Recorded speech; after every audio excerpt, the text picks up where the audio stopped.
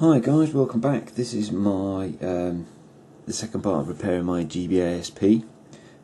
If you remember, I'd had trouble getting it to work, and I actually identified a component that had been damaged, which was this this component just here, which is an inductor I discovered through the kind help from a friend of mine.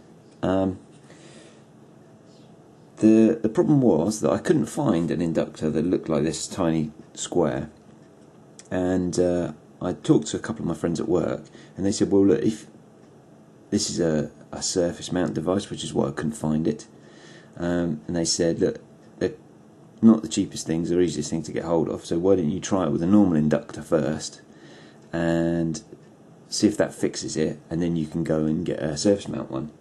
So that's what I did. So I jury-rigged this inductor onto the board here, and I put it back together, and it worked. And so this cost me like 50p, so it was well worth the investment. And so then I went and got some surface mount inductors, and I've soldered that on there. I'm not sure how well you can see that, but that's soldered on there. My soldering's not great, but it's on. It's firmly attached, and it's connected to both pads. It's a slightly smaller device than the one that was on it originally, but it's doing the job. And yeah, so that there was 100 microhenry surface mount inductor, right? So I've got that back on, and then with the rest of the device, I've stripped everything back. And there's a couple of things I wanted to show you, because I've taken the case completely apart now. There's a couple of things I wanted to show you that are a bit tricky with the case. So the first thing, this is the old case, and I just decided to replace the whole thing. It's really badly scratched in places, and it's filthy, and I had a spare replacement case. You need to recover a couple of things from the original case. The first thing, and kind of not very important, is a little bit of felt material that covers over the speaker grill, because you don't get a replacement one of those usually. And the other thing is the hinges. Now let me just get them out of the bag of bits, because I've secreted them away so I don't lose them. I'll just show you one of them. This is the hinge. It normally comes with this little cap on the top. Let me just see if I can tuck that back on so you can see what it looks like when it comes out of the device. So it looks like this. And I don't think my camera's focusing very well. Anyway, never mind. Looks like this, and basically comes from the side of the case here.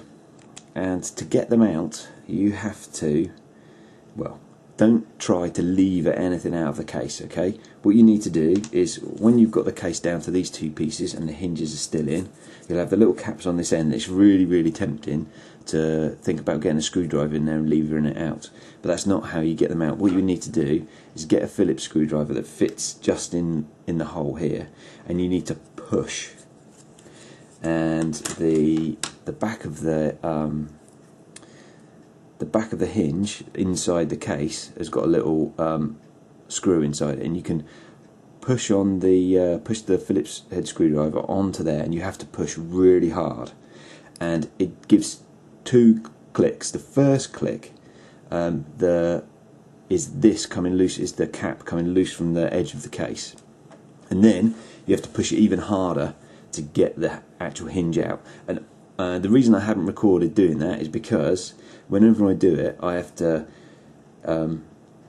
get the case near the floor and push out. So you just need to be really careful. Keep the screwdriver away from your fingers and your leg, your foot or whatever, because you need to push really, really hard to get the hinges out. Okay, and then so there should be two hinges, a grey one and a black one. I've never really sussed out whether there's a difference. They need to go into a particular side, but there you go. So you need to recover the hinges and the felt cover for the speaker from the original case, because you tend not to get those in the replacements. I'll put that to one side. And the other thing I wanted to show you, which I didn't record, was in this case I took the screen cover off as well. Now this is the original screen cover from the device that I got from eBay, It's really badly scratched, and the place I get my replacement cases from, which I'll put a link to the shop, it's on eBay, I'll put a link to the shop in the description. They supply replacement screens. Now, this is the first time I've done a replacement screen, so I didn't really want to record it, but actually it's really quite straightforward. What you need to do is, you've obviously got this part of the device, which you obviously need to be quite careful with, because the LCD is quite sensitive, as is the ribbon. And basically, the screen piece, this piece here, peels off. Okay, it's just stuck on, and it peels off. So basically, in the edge here, you can flick away at the screen, and you'll find that it'll come away, right? And it comes away at the corner there, and then you can basically peel it off all the way around. Now, the replacement screens that I have, these ones, they come with a backing which has got a sticky layer underneath it, so you can basically take the screen off the LCD so the LCD is exposed, make sure there's no dust around, and if there is, wipe it off with a cloth, and then very quickly peel the back off and tuck this back down on the screen. Now, it's quite difficult to get them accurately positioned. I had a couple of goes with this one, and I'm quite pleased with the way it's gone on in the end. But yeah, it is a bit of a fiddle because the surfaces, both surfaces, are really sticky. So yeah, I had a bit of an issue getting it stuck down in the right place. These screens, the replacement screens, are quite nice as well, because they've actually got two protective layers over the plastic, so you can peel the top one off. And as you can see on here, I haven't actually peeled the rest of it off, so I'm just going to do that now to show the really nice clear screen. Just chuck that to one side. So we've got the screen, so basically we've just got to reassemble everything and put it back together. Now, I'm going to record it. It might be a little bit boring, so I might just speed through it. Let me just show you the replacement cases. We don't need that. We don't need that. We'll need that later. So, the parts for the replacement case. We've obviously got the screen housing. I've got a blue one here. The screen housing, and obviously we can just put the screen back in there. Then there's the plate with all the buttons on, and these are all fresh replacement buttons. And then the base of the case has new trigger buttons, and obviously then there's a battery compartment as well, which goes on there. So you also get all the screws. So this is the little pack that comes with the replacement case. You get all the little screws, you get the end caps for the hinges, you get the cover for the hinge, and you also get a few stickers, so you can stick the stickers back on to make it look like the original GBA SP, and they also come supplied with this little sticker which goes on the back of the case at the end. You don't need to put that on if you don't want to, but because it's a bit bogus really, but there we go. So yeah, so these cases are, yeah, I get these cases from Hong Kong, I think, or China, I'm not sure which. They come in packs of 3. He normally sends you random colours. He mailed me this time and said, because I've just ordered some new ones, he said, oh, what colours do you want? So the guy's pretty helpful, and they cost like £12, I think, for 3. And you also get the replacement screen covers in that, which some of the replacement kits you don't get. The one thing I would say about the replacement kits is some of the screws aren't great. So don't, whatever you do, throw away your old screws from the original case. I've actually found it's easier, and they're slightly better quality, especially the Y wing head screws. It's actually easy to reuse the old ones because it's slightly better quality. So yeah, let's start putting this back together and see how we go. First off, let's put the screen in the housing so we don't get the screen damaged too much. So that tucks in there, and you need to make sure that the ribbon's tucked around in a circle there, and then put the back piece on, and that holds together. And then we've got the screws, and I'm just going to reuse all of my old screws from my old one. Mainly these ones are covered up anyway. Oh, one thing I meant to show you was this is how the surface mount inductors come. They come in a strip. 5 was the smallest number I could get. I got mine from RS. You can get them off of eBay as well, but you tend to get them in bulk, and you can see why. The things are tiny. They cost like a penny each to make or something. Yeah, I got mine from RS Components, but you can get them from eBay as well. Right then, we should have 5 screws for here. Now I think those are Y. I don't know where they are. These ones probably.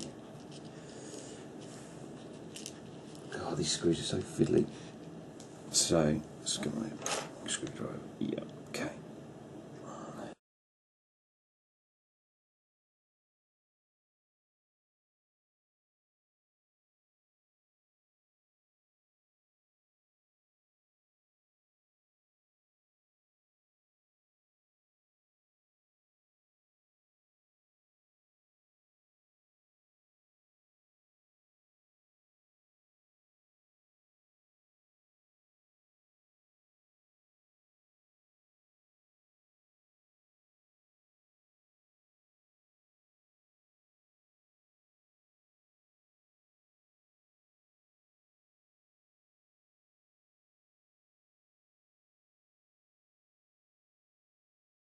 Hinges back on, which I could have done before, but I'm going to do it. Oh, actually, no, I'm such an idiot. Right, forget all of that. I'm going to have to take that all apart because you need to put the hinge on first. So let's just undo that.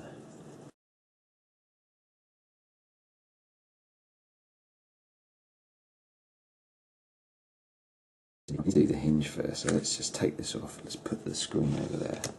So we need to do the hinge first. Now the hinges go in like this, and we've got 2 covers and 2 hinges. Obviously the hinges were covered from the old one, and the 2 covers should come in the new colour.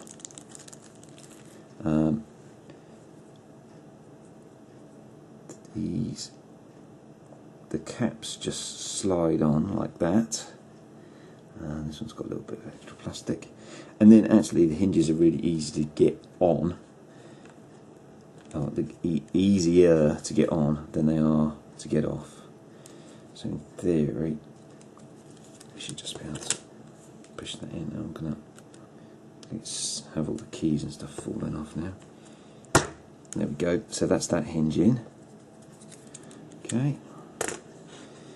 And second one. Let's put the cap on there. And slot that in. There we go.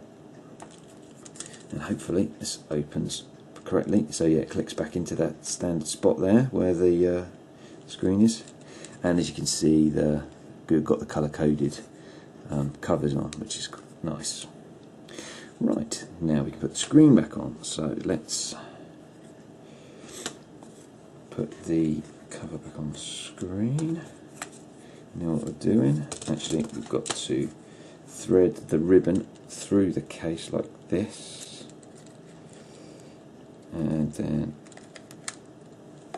the LCD sits in there, making sure it's not caught in the hinge anywhere. And then put the back on, make sure that's on properly, and then flip it back over so that we can screw the hinge back down, the screen cover back down.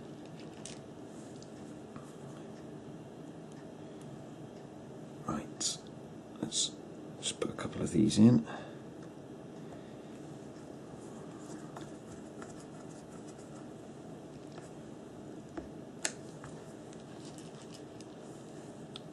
Oh.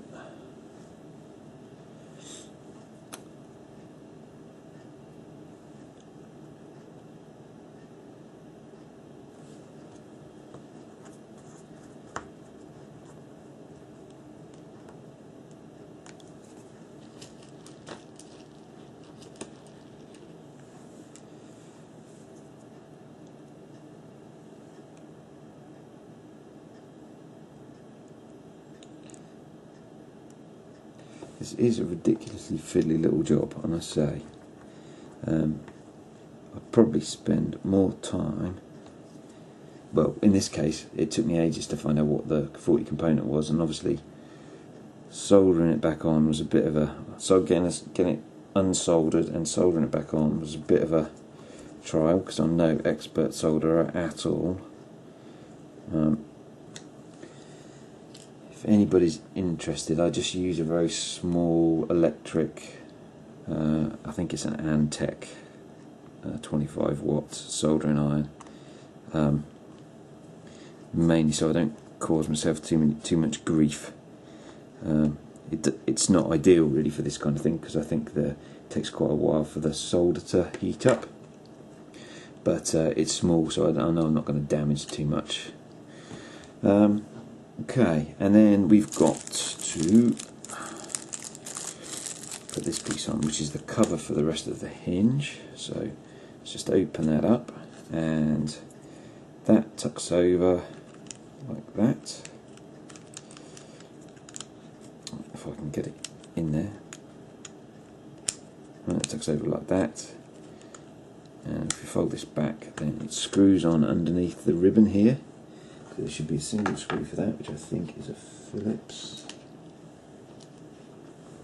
Yep, so that's Phillips, and that just screws on underneath the ribbon. You can see what I'm doing. So just screw that in there, right? So now we've got the top of the housing back together. What do we need to do next? Right, we need the base now. And we need to we don't need the base yet. Let's put that back over there. First thing we need to do is we need to reattach the ribbon cable to the main board, and that's the other thing that you don't get a replacement for with these kits. Oh yes you do. There's an on-off switch replacement there, and for some reason the volume replacement on mine is missing. So I'm just going to have to use the old one, which is fine because that's not in too bad nick and is the right colour. I'll have to have a look for that. It's quite possible I've just dropped that somewhere. Let me just quickly clean that off before we put it back together. Okay, so that's not too bad anyway. So yeah, we've got to get the ribbon cable back on the main board. And obviously what you do with this is you have to slide this brown connector up, and then it's just fiddling around, trying not to pull the ribbon cable too hard to get the ribbon back in to the connector, like so. Hopefully you can see that. And then you just need to close up the brown gates. Brown clip there with screwdriver. I always find easiest. So that's nice and firmly in there. And then just gently pull the main board over, and then that needs fastening down now. We need to replace the switch at the same time as we're doing that now. It goes in that way, doesn't it? So it goes in this way here.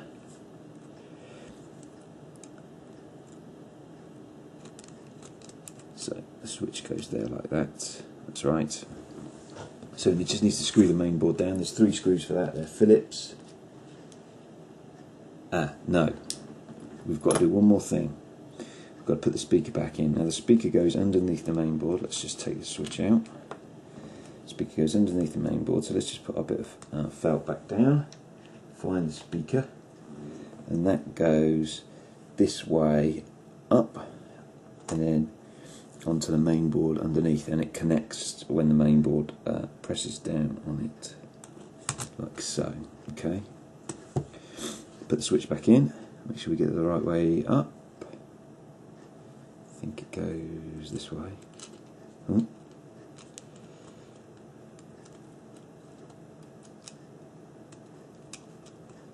Maybe it goes the other way. It goes this way up. Sure. That bit's got to go in there like that. So this bit goes goes here. Just slide that in there, that's right. Okay. So then screw the main board back down. Like I say, I'm using all the original screws for this. They all should fit, and the heads are obviously slightly better quality, I found, than the replacement ones. And I found it quite interesting that the replacement kits actually come with exactly the same types of screws, so they do come with the Y-wing ones as well. And last one. Okay, so that's the main board. Screw back down. What next? Let's just have a look. Okay, so we've only got 2 sets of screws left, so we've got to put the back on the case now. I think that's correct. So let's just gently fit that on.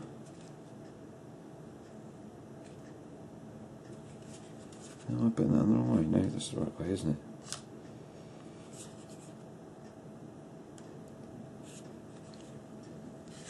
Okay, that's kind of interesting. Why doesn't that fit properly?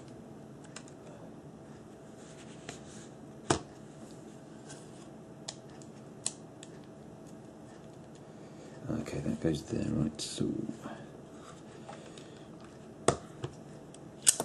Oh no, now I've done the cardinal sin now. I have popped one of the triggers off. I have to put that back on. So the triggers are a bit of a fiddly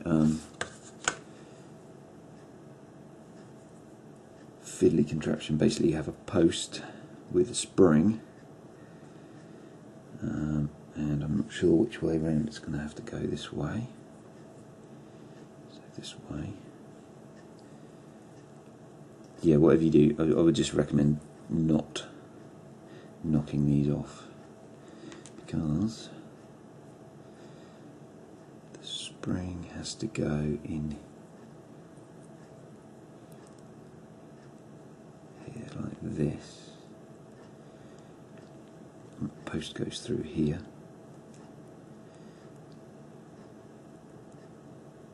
and then the post goes on here, and then you have to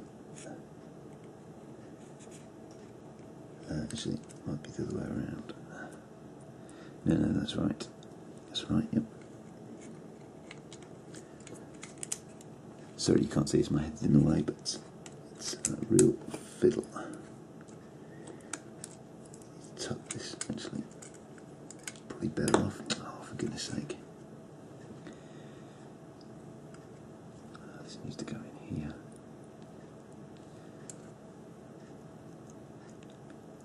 This needs to go there.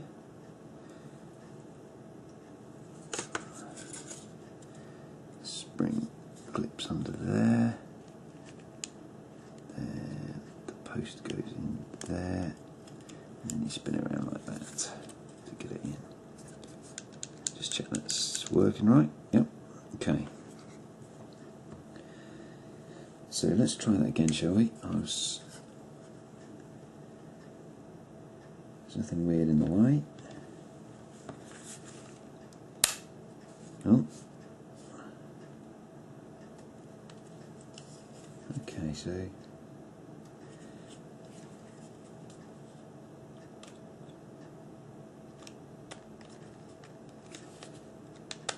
we go. Right, okay. It's just a case of getting the switch on, I think. I think that's the tricky bit. So let's just check that that slides on and off. That slides on and off, no problem. Check the volume rocker slides, no problem. So that's good. Those two work. So then we've got 2 screws, one here and one here, which are... damn, I've forgotten one thing. It's the little square nut for the battery case, which we need to put back on. So the little square nut for the battery compartment goes in here, and that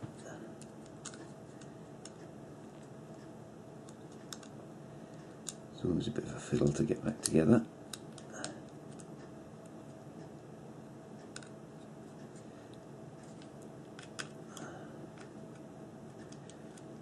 And actually I might need the one that comes with the case. In fact, for that might be the only bit that I won't need to be able to use the old one for, because I think they're a slightly different size.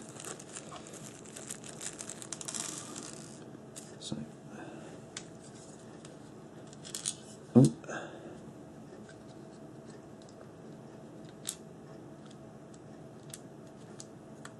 There we go, right.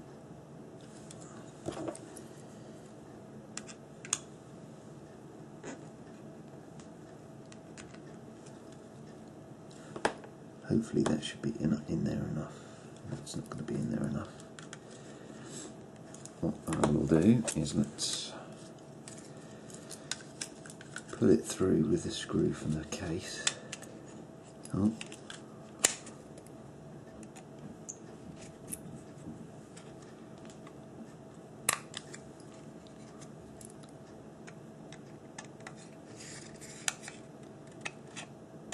Okay, as long as the battery compartment stays on, that should be good.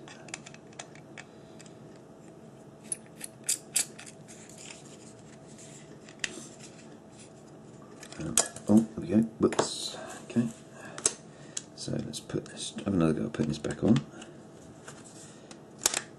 There we go. So that's all on. Make sure the sliders slide. The power switch comes on and off, and then we can screw that down. So we've got 2 screws, and these are Y again. One inside the battery case compartment. Oops, let's just get it in straight. Screw that down.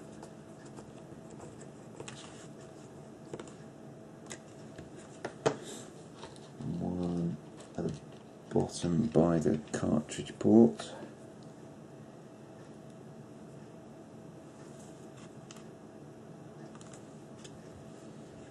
Oh. Okay, that one needs to be flush. Okay, and then we've got 4 each, 4 on each corner, just to fasten the case down.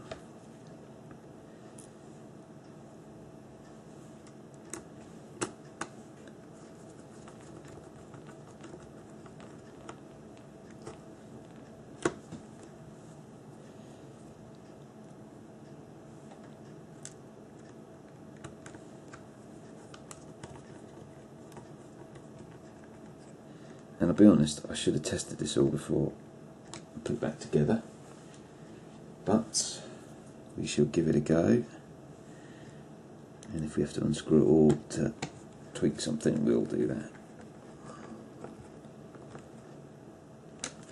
And the last screw.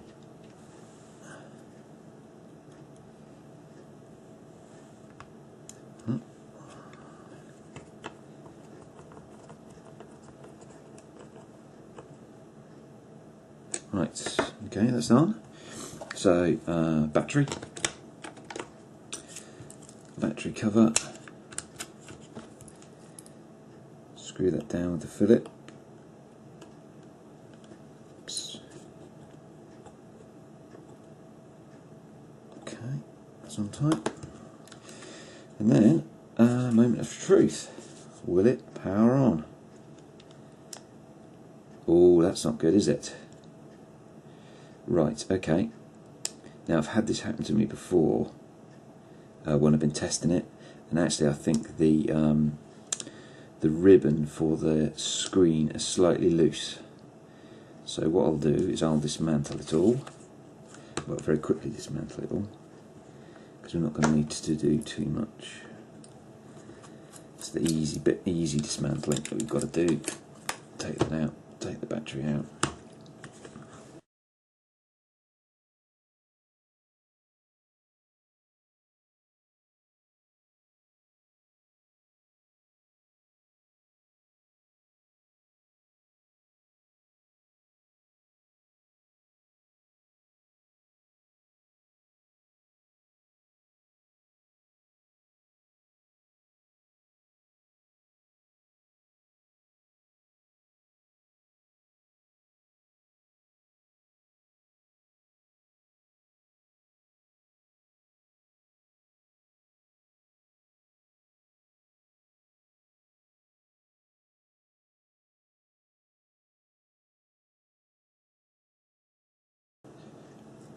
There's the on switch. Still not quite right.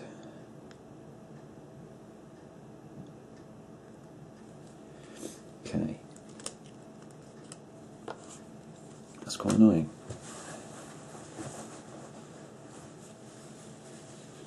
Right guys, let me pause this for a second and I will get back to you and see if I can suss out what's wrong. Right guys, so it's just that ribbon cable. It's a real fiddle to get in, and sometimes if it's just not quite seated right, it doesn't let the screen work properly. But now I've got the battery in, just tucked in the back, and then you can see it's come on, which is really cool. So let me quickly fast forward through screwing it all back together, and then we'll pop a game in and check everything works.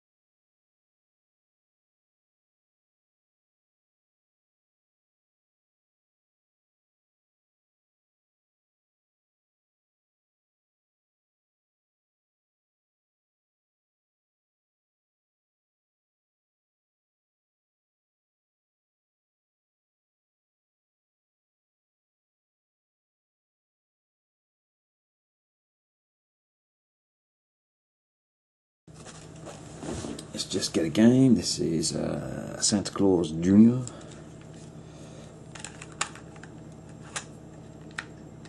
Plug that in, power it on again. Hopefully you can hear that booting up alright. Turn the volume down a bit and we can see that the game's working. Let's turn it right down. I'm dead pleased with that. Let me just check some of the buttons work. Start. Yep. Yeah, it's all looking good. Oh, that Christmas tree looks a bit frightening. Yeah, okay. I am dead chuffed with that. I really am chuffed with that because it's the first time I've managed to buy something off of eBay that was broken and suss out how to fix it and get a working finished product out of it. Something I've been fiddling around with, and I've replaced cases on these before and done a few bits and pieces, but never actually managed to repair a broken one. And so I'm dead chuffed with that. Obviously just need to finish off, put the let's just power that off.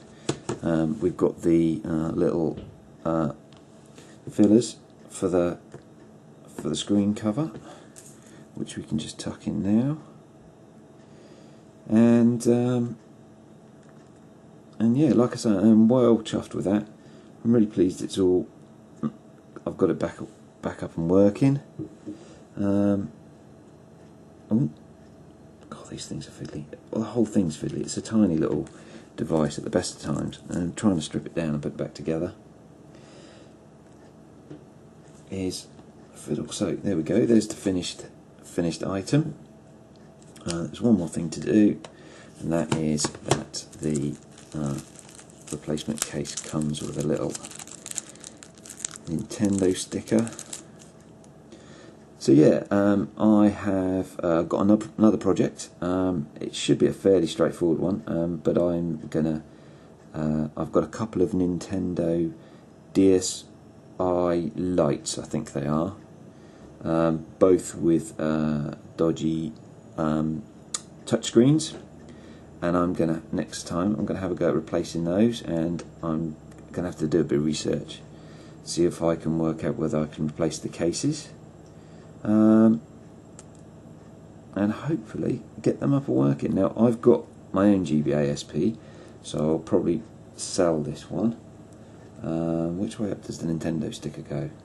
Oh, that's a good question. I'll find one of my own.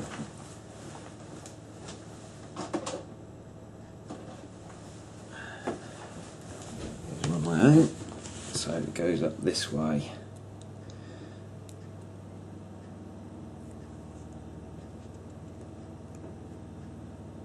However, yeah, so yeah, I'm probably going to put this on eBay. Now that I've got it up and working, I'll make sure it works long term. Run the battery down, charge it up again, make sure that all works. And there we have it, my working GBA SP from a £2 purchase off of eBay. Dead chuffed with that. Learned loads of stuff. Learned loads of stuff about inductors with a lot of help from my friends Ed, Mark and Tanzo at work. Really appreciate their assistance and their advice. Everything that they told me was right and good, and I got it working. Thanks a lot, guys. Hope you enjoyed that, and I'll be back soon with some more repairing. Cheers.